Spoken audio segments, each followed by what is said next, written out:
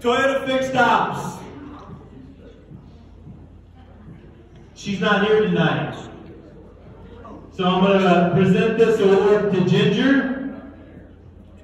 And Connie has a little thank you from a young lady that has made a huge change in our service department.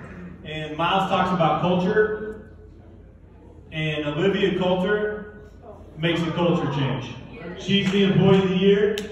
I walk back there in the evenings. She's got the floor cleaner cleaning the floors. Fraser, I thought that was your job. Huh? Olivia is awesome. She's got a little mess.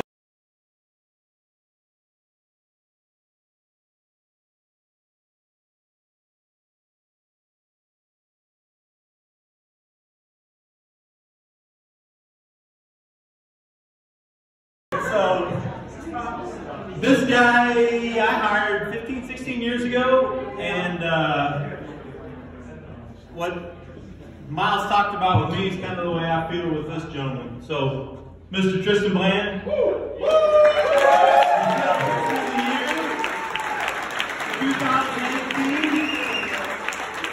Thank you very much.